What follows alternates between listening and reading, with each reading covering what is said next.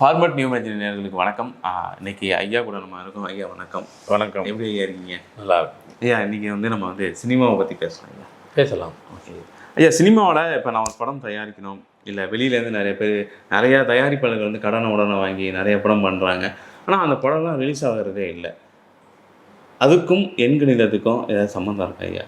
கண்டிப்பாக. அதாவது நூற்றுக்கணக்கான இல்லை, ஆயிரக்கணக்கான படம் ப்ரொடியூஸ் ஆகி தயாரிப்பாகி சில படம் கால்வாசி, சில படம் அரைவாசி, சில படம் முக்கால்வாசி, சில படம் நிறைய படம் முடிச்சிட்டு கூட அப்படியே இருக்குது, பெட்டியில் இருக்குன்னுவாங்க. ஆமாம், சினிமாவில் கேட்டால் அவங்க சொல்லுவாங்க பெட்டியில் அப்படியே இருக்குன்னுவாங்க.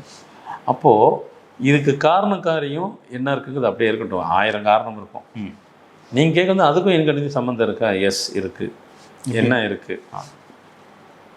ப்ரொடக்ஷன் அப்படின்னு சொல்லும்போது 9, 18, 27 அந்த நம்பர் தான் ப்ரொடக்ஷன் நம்பர்.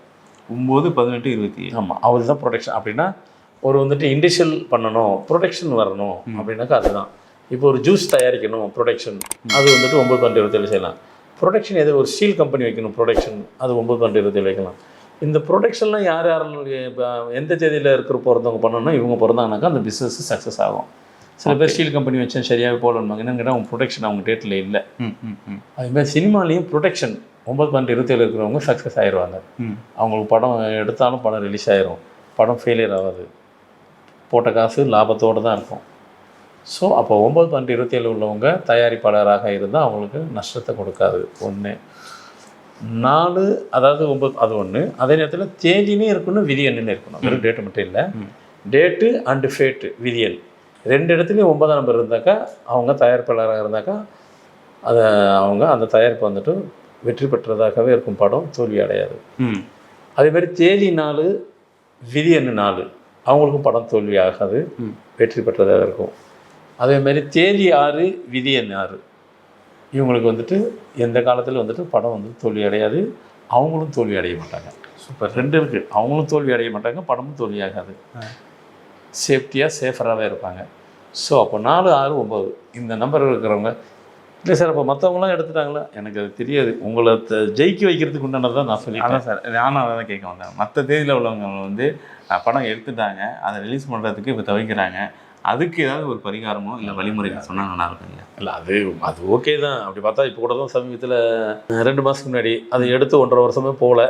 அது முக்கியமாக ஒரு சிங்கர் வச்சு எடுத்தாங்க. நம்ம பேர்லாம் சொல்ல விரும்பல. சிங்கர் வச்சு எடுத்து படம் அப்படியே வச்சுக்கிட்டாங்க. அந்த ப்ரொடியூசர் வந்தார். சார் படம் இது உங்களுக்கு சொன்னாங்க சினிமாவில், உங்களை போய் பார்த்தாக்கா நியூமராலஜி பார்த்தாக்கா படத்தை ரிலீஸ் ஆகிடுச்சு சொன்னாங்க. சரி, நான் பேர் எழுத சொல்லுவேன், எழுதுவீங்களா? எழுதினாலும் படம் ரிலீஸ் ஆகிடுச்சு.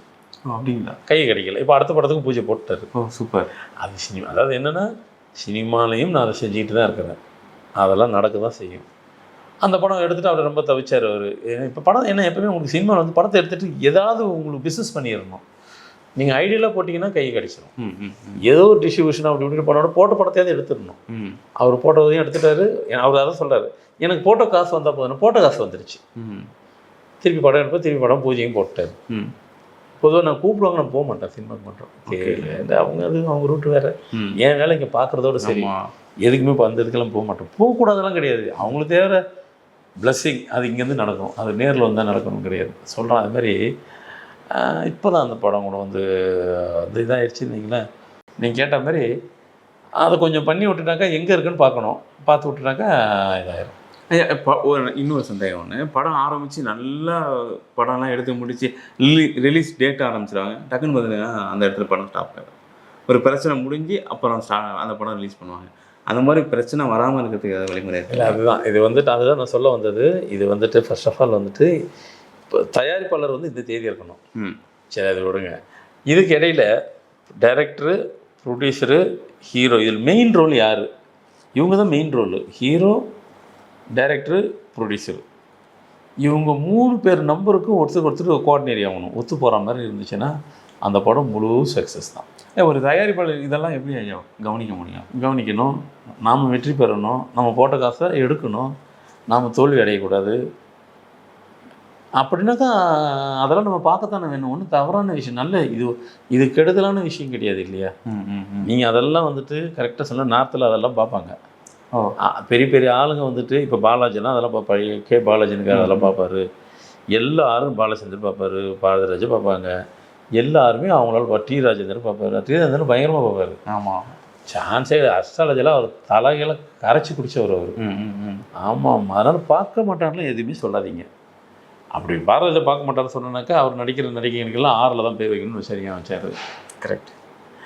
எல்லாம் உண்டு. ஸோ நான் என்ன சொல்கிறேன், நீங்கள் சக்ஸஸ் ஆகணுன்னாக்கா, நீங்கள் வெற்றி பெறணுன்னா இது என்ன பார்த்துக்கிட்டே இருக்க போகிறீங்க, ஒரு முறை தான் பார்க்க போகிறீங்க. நீங்கள் பண்ணுற படம் சக்ஸஸ் ஆகும். உங்களை நம்பி ப்ரொடியூசர் படம் போடுறாரு, அவரும் ஜெயிக்கணும், நீங்களும் ஜெயிக்கணும். அப்போ இதெல்லாம் பார்த்ததுனால என்ன, இது தப்பான வழியாக இருந்தால் என்ன சார், தப்பான வழிக்கு கைட் பண்ணுறீங்கன்னு சொல்லலாம். நல்ல வழிக்கு தானே கைட் பண்ணுறோம், அது எப்படி தப்பாகும்? உங்ககிட்ட நிறைய படம் இந்த மாதிரி வந்திருக்கா ஐயா? அந்த மாதிரி அதான் என் பாலிஷே, என் பிரின்சிபலே யாரும் பேர் சொல்ல மாட்டேன். இது வரைக்கும் நான் இவ்வளோ பேசுகிறேன். ஆமாம். எந்த இடத்துல என்ன இது வரைக்கும் சோஃபார் கிடையாது, சொல்லவும் மாட்டேன். அது சொல்ல வேண்டாங்கிறதுக்காக நான் சொல்லிக்கல. இதில் என்ன இருக்குது, சொல்லி தான் ஆகணும்னு கட்டாயம் கிடையாது. அவங்க மனசுக்கு அவங்க தெரியட்டும், ஏன் சொல்லணும்? இப்போ ஒரு வாத்தியார் இருக்காரு, ஒரு டீச்சர் இருக்காங்க. ஒரு வாத்தியாராக தான் இருக்கிறாரு 40 வருஷமாக. அவர்கிட்ட படித்தவங்க எத்தனை பேர் ஐஏஎஸ், ஐபிஎஸ், ஐஆர்எஸ், இப்போ கலெக்டர் ஆகிருக்காங்க, இதாகிடுறாங்க.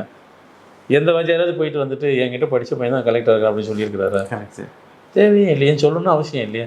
ஆனால் அவர் ஒன்றா சொல்லட்டும், நான் என் மாஸ்டர் அவர் தான், இவர் சொல்லணும்னு அவசியம் கிடையாது. நம்மளும் அதே, நான் ஒரு மாஸ்டர் மாதிரி வரட்டும், அதில் நியாயம் சொல்லணும், நான் அப்படி நினச்சிக்கிட்டு இருக்கிறேன். சூப்பர் ஐயா. சினிமாக்காரர்களுக்கு இவ்வளோ பெரிய ஒரு படம் ரிலீஸ் பண்ணுறதுக்கு பல பேர் வந்து தவிப்பாங்க. அவங்களுக்கு ஒரு சொல்யூஷன் சொல்லியிருக்கீங்க. கண்டிப்பாக சொல்கிறேன், ஐயா கிட்டே வந்தீங்கன்னாக்கா உங்கள் பிரச்சனை எல்லாம் பனி போல் உருகிடும். கண்டிப்பாக நீங்கள் இந்த நம்பருக்கு கால் பண்ணிங்கனாக்கா ஐயாவை ஈஸியாக தொடர்பு கொள்ளலாம். வாட்ஸ்அப் நம்பருக்கும் மெசேஜ் பண்ணுங்கள். எல்லாமே ஐயா எளிய முறையில் சொல்லுவாங்க. ஐயா வந்து இப்போ சிறப்பு வகுப்புகள் எடுக்க ஆரம்பிச்சிருக்காங்க, அதுலேயும் நீங்கள் வந்து பயன்பெறலாம். ஐயாவை தொடர்பு கொண்டு உங்கள் பிரச்சனை எல்லாமே எளிய முறையில் தீர்வு காண முடியும். ஐயா நன்றி, வணக்கம். வணக்கம். வணக்கம். இந்த வீடியோ உங்களுக்கு பிடிச்சிருந்தா லைக் பண்ணுங்கள், கமெண்ட் பண்ணுங்கள், ஷேர் பண்ணுங்கள், சப்ஸ்கிரைப் பண்ணுங்கள்.